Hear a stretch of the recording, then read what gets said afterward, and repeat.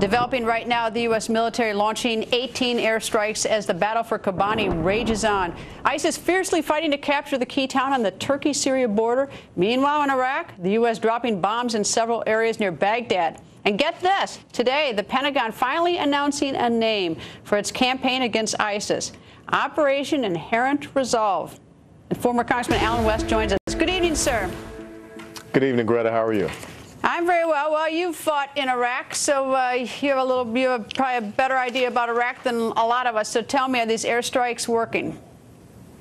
No, they're not working. As a matter of fact, if you go back and you do an analysis from the 8th of August when the president announced his incoherent strategy to about October the 13th, we run about 400 to 440 airstrikes in Syria and Iraq. That amounts to about 5.8 to 6 airstrikes a day. And you have seen an uptick in operations there in and around Kobani, but ISIS still holds about 50% of Kobani.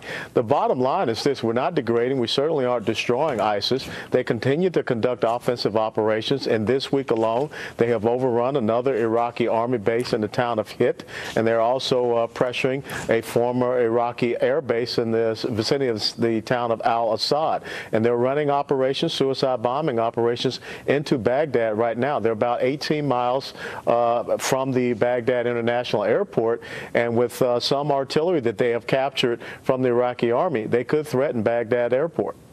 All right, so tell me, I mean, the president's not going to put boots on the ground. He has said that, so I don't expect that. There are a lot of countries that aren't ponying up money that ought to be. So Saudi Arabia is probably my most notable one. So if there are no boots on the ground and we just keep doing these airstrikes, tell me, where does this lead? What's the end, and when is the end?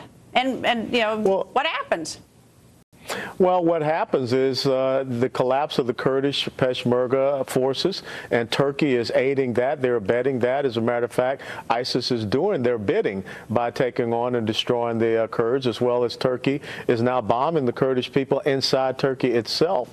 You're going to see ISIS continue to operate. They don't have to overtake Baghdad, but the bottom line is if they can run terrorist operations into Baghdad and possibly even threaten that Baghdad airport, they will cut off Baghdad from any type of reinforcements. The only thing that you could potentially see happen, since the president is once again being so recalcitrant and reticent of committing combat ground forces, is that he goes to Iran and asks the Iranian Revolutionary Guard and the Shiite militias to take care of ISIS, which means that we're going to have to pay a very heavy price to Iran by easing up sanctions and also allow them to further their nuclear weapons program. So you don't think that Iran would just sort of, I mean, I realize Iran is fighting ISIS in an odd, sort of perverse way, where we're fighting with Iran against ISIS. So you don't think that ISIS would just be allowed to sort of build and build, and that Iran would look the other way? You think they would actually engage and fight ISIS?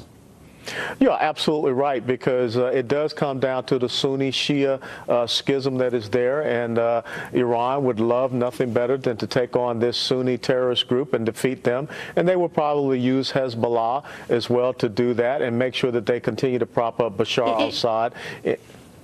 Let me say, what do you think President Obama thinks is going to happen?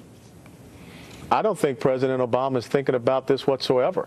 The fact that you see this I don't know, again, an incoherent name for this operation, Inherent Resolve. The only people showing resolve in this current conflagration, number one, are the Kurds, who are fighting against the Turks, against ISIS, fighting even against the Iraqi government. And then, of course, ISIS, who continues to advance even under these quote-unquote airstrikes that we're running. So I don't think the president is considering this whatsoever, and I believe that he's going to do everything he possibly can to just wait this out and let it become the problem of a new presidential administration in 2 years. Congressman, thanks, sir. Thank you, Greta.